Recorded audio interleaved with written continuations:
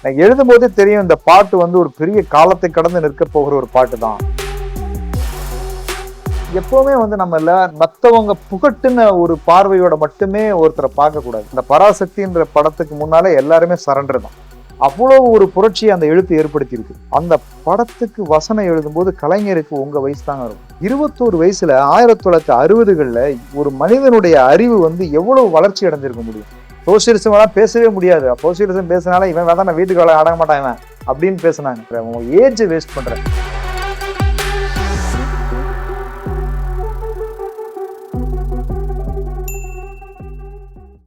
Devotional ஜானர்ல ரொம்ப அழகான பாடல்கள் நிறைய எழுதியிருக்கீங்க. சேவக்கொடி பறக்குதாவா இருக்கட்டும், இல்ல இப்ப எழுதின அந்த கருப்பு பாடலா இருக்கட்டும், எல்லாமே தியேட்டர்ல பார்க்கும்போதும் சரி, ஒரு லிரிக்கா கேட்கும் போது அவ்வளவு கூஸ்பன் மொமெண்ட்ஸோட ரொம்ப அழகா இருந்துச்சு. அதே மாதிரி நீங்க ஒரு இன்டர்வியூல சொல்லியிருப்பீங்க, கடவுள் அருள்ல தான் வந்து நான் வந்து இவ்வளோ அழகான இந்த பாடல்களை எழுதுறதுக்கும் எனக்கு துணை இருந்திருக்காரு அப்படின்னு சொல்லி நீங்க சொல்லியிருப்பீங்க. அதுல நீங்க இதெல்லாம் எழுதும்போது உங்களோட ஃபேவரட்டான ஒரு கடவுள் அப்படின்னு சொல்லி உங்களுக்கு மனதுக்கு ஒரு தனியா ஒருத்தர் இருப்பார்ல, அவரை பத்தி ஒரு சில வரிகள் அண்ட் இந்த பாடல்களுக்கு பின்னாடி இருக்கிற விஷயங்களை பத்தியும் கொஞ்சம் ஷேர் பண்ணுங்க. அநேகமா சவிதா அப்படின்னாலே நான் பார்த்த வரைக்கும் வெளியில இருந்து பார்க்கும்போது ஒரு பெரிய கோபுரம் இருக்கும் இல்ல, அது ஏதோ உங்க சேர்மனுக்கு வந்து ரொம்ப டிவைன் கனெக்ட்னு நினைக்கிறேன். அதனால வந்து ரொம்ப நல்லா பண்ணிருப்பாரு. அதை வெளியில இருந்து பார்க்கும்போது ஒரு பெரிய கோயிலா இதை நிறைய நேரம் இது ஏன்னா திருவேற்காடு அடிக்கடி போவோம். அவ என்னடா இங்க ஒரு கோயில் கட்டிருக்காங்களா அப்படின்னு திடீர்னு தோணும். பார்த்தா அது காலேஜ். ஸோ கல்லூரி முன்னாலே ஒரு அவ்வளவு பெரிய ஒரு கோபுரம் மாதிரி ஒரு ஒரு கல்லூரிங்கிறது ஒரு கோவில் தான், ஒரு அறிவு திருக்கோவில் தான் ஒரு கல்லூரிங்கிறதுடைய அடையாளமா அவர் பண்ணியிருப்பாருன்னு நினைக்கிறேன். ஸோ அந்த மாதிரியான ஒரு கல்லூரிக்குள்ள இருந்து வரும்போது கண்டிப்பா உங்களுக்கு இந்த ஆன்மீக கேள்வி கண்டிப்பா வரும். என்னை பொறுத்தவரைக்கும் எனக்கு பிடித்த கடவுள் அப்படின்றது கண்டிப்பா இருக்கு. அதை தாண்டி எனக்கு பிடித்தது வந்து இறைவன் அப்படிங்கிறத விட அந்த இறைவனே போற்றிய மொழி வந்து தமிழ் அப்படிங்கிறது தான். தொன்று தொட்டு திருவாசகத்திலிருந்து அருணகிரிநாதர் எழுதின திருமுருகாற்றுப்படையிலிருந்து சொல்ற விஷயங்களே இறைவன் தமிழில் தான் பாடப்படுவதை நேசித்தார், அல்லது இறைவனே இறங்கி வந்து தமிழில் திருச்சிற்றம்பலம்னு கையொப்பமிட்டார் இப்படிங்கிற குறிப்புகள் எல்லாம் நம்ம படிக்கும்போது அப்ப தமிழ் மீது இறைவனாகிய அந்த பரம்பொருளுக்கே எவ்வளவு பெரிய ஒரு ஈர்ப்பு ஒரு மொழி மேல இருந்தது அப்படின்னு உணரும் போது அந்த மொழியை காவலாக அல்லது அந்த மொழியினுடைய அகரத்தின் உருவாக்கத்துக்கு காரணமான ஒரு தமிழ் குலத்தின் கடவுளாக போற்றப்படுகிற முருகர் அப்படிங்கும் போது எனக்கு ரொம்ப பிடிக்கும். சின்ன வயசுல இருந்தே ஒரு இனம் புரியாத ஒரு அன்பு. நான் மருதமலை அடிவாரத்துல நான் வளர்ந்த காரணத்தால அன்றாடம் அந்த வேல் பார்த்து மயில் பார்த்து தினசரி வளர்ந்துருக்கோம். ஸோ அதனால எனக்கு முருகர் அப்படின்னாலே ஒரு அலாதியான ஒரு ஈர்ப்பு இருந்துட்டே இருக்கும். அப்படிதான் சேவல் கொடி பறக்குதுடா அந்த குறிப்பிட்ட அந்த சேவற்கொடி பாட்டுங்கிறது பாத்தீங்கன்னா எனக்கு ரொம்ப பிடித்த விஷ்ணுவர்தன் யுவன் சங்கர் ராஜாங்கிற ஒரு அருமையான ஒரு டீமோட நான் எழுதினேன். எனக்கு எழுதும் போதே தெரியும் இந்த பாட்டு வந்து ஒரு பெரிய காலத்தை கடந்து நிற்க போகிற ஒரு பாட்டு தான் அப்படிங்கிறது அந்த எழுதும் போதே எனக்கு ஒரு உணர்வு வந்துச்சு. அப்படிதான் நான் அந்த பாடலை எழுதினேன். ஸோ அதுல பாட்டை வந்து கடவுள் வாழ்த்து பாட்டா மட்டும் இல்லாம ஒரு இறைவனை போற்றி புகழ்ந்து பாடுற கொண்டாடுற ஒரு பாட்டா மட்டும் இல்லாம அதுல இறைவனுடைய கோணத்திலிருந்து மக்களை பார்க்கறது, ஒரு சராசரியா தமிழனுக்கு முப்பாட்டன் முருகன் தான், அந்த முப்பாட்டன் எங்களுக்கு தலைவன் தான், கடவுளா பார்க்காம என்னுடைய உறவினனா, அதான் உண்மை. நான் படித்த உண்மை அது இருந்துச்சு. அந்த உண்மைகளை வந்து திரையுலகத்துக்கு கொண்டு வரணும். தமிழில் பேசும் தமிழ் குல விளக்கு வேற்று மொழியில் அர்ச்சனை எதுக்குன்னு சொல்லி ஒரு கவிஞன் குரலை ஒரு பாட்டுக்குள்ள வைக்கிறது அப்படிங்கிறதெல்லாம் இருக்குல்ல. இந்த மாதிரியான சில ஒரு ஊடகமான பிரயோகங்கள் அந்த பாட்டுல பண்ண முடிஞ்சது. ஸோ அதனால அந்த பாட்டு ரொம்ப சிறப்பா, அதுவும் குறிப்பா தைப்பூசத்தெல்லாம் பாத்தீங்கன்னா அதுவும் மலேசியா சிங்கப்பூர்லாம் இந்த பாட்டு இல்லாம இருக்கவே மாட்டாங்க அவங்க. கண்டிப்பா அப்படி இருக்கும். அதுவும் குறிப்பா மலேசியா பத்துமலை முருகர்லாம் அந்த இந்த பாமாலை தான் அந்த அவ்வளவு பெரிய ஒரு முருகருக்குமே வந்து பூமாலையை அங்க சாத்தியிருப்பாங்க. அவ்வளவு விண்ணதிர ஒலிக்கும் சேவற்கொடி பாட்டு அங்க போட்டீங்கன்னா. சரி, இன்னொன்னு கலைஞரை பத்தி. கலைமாமணி விழால நீங்க ஒரு கவிதை சொல்லியிருப்பீங்க. ஒரு திறமையற்றவன் ஜொலித்தால் அடிக்கிற காற்றில் பறவையும் பறக்கும் பேப்பரும் பறக்கும், அது நின்ற போதுதான் தெரியும் எது பேப்பர் எது பறவை. சோ வாலி சார் வந்து கலைஞர் சார் கிட்ட இதுல ஒரு திருத்தங்களை சொல்லியிருப்பாரு. கலைஞர் சார் அது உங்ககிட்ட வந்து சொல்லியிருப்பாரு, நீங்க பேப்பருக்கு பதிலா காகிதம்னு யூஸ் பண்ணியிருக்கலான்னு. சோ அந்த இடத்துல அந்த இம்பாக்ட் உங்களை எப்படி மாத்துச்சு? இதுக்கப்புறம் நம்ம எழுத போற லைன்ஸ்ல நுணுக்கமா வந்து நம்ம பார்த்து எழுதணும்னு ஒரு ஃபீல் எப்படி வந்துச்சு? இந்த சம்பவத்து கேள்வியில நான் 2 பதில் சொல்றேன். ஒண்ணு வந்து என்னன்னா, இப்ப சமீபத்துல நிறைய ரீல்ஸ் வரும். அதுல பாத்தீங்கன்னா முத்தமிழறிஞர் கலைஞருடைய கவிதையாக இந்த கவிதை வரும். அவர் வந்து எழுதி சொன்னதா வந்து அதாவது ஒரு திறமையற்றவன் சொல்லித்தால் இப்படி நினைத்துக்கொள், அடிக்கிற காற்றில் பறவையும் பறக்கும் பேப்பரும் பறக்கும், காற்று நின்றால் தான் தெரியும் எது பறவை எது பேப்பர் என்று அப்படின்னு சொல்லி கலைஞர் வந்து சொன்னதாக வரும். அது என்ன நடந்ததுன்னா, நான் இப்படி எழுதியிருந்தேன், பறவை எது பேப்பர் எது என்று. கலைஞர் அந்த புத்தகத்தை படிச்சுட்டு அந்த நூல் வெளியீட்டு விழால அந்த கவிதையை வாசிச்சு, இது ஒரு அருமையான கற்பனை, ஆனா இதுல ஆங்கில வார்த்தை பேப்பர்னு இல்லாம காகமும் பறக்கும் காகிதமும் பறக்கும்னு எழுதியிருக்கலாம்.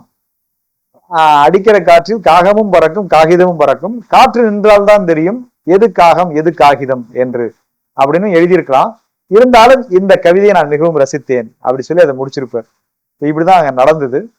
அதுக்கப்புறம் இப்ப சமீபத்துல நம்ம நடிகர் மணிகண்டன் ஒரு இன்டர்வியூ கொடுக்கும்போது அவர் ஒரு உதாரணமா சொல்லும் பொழுது கலைஞர் ஒரு கவிதை சொல்லியிருப்பார், படிச்சீங்களா அப்படின்னு அந்த காம்பேட்டை கேட்பாரு. இல்ல தெரியல சார். கலைஞர் என்ன சொல்லுவாருன்னா, அப்படின்னு சொல்லி இந்த கவிதை கலைஞர் சொன்ன கவிதையா மணிகண்டன் சொல்லிட்டு, அப்படி மணிகண்டன் சொன்னதால அது பயங்கர ரீச் ஆயிடுச்சு.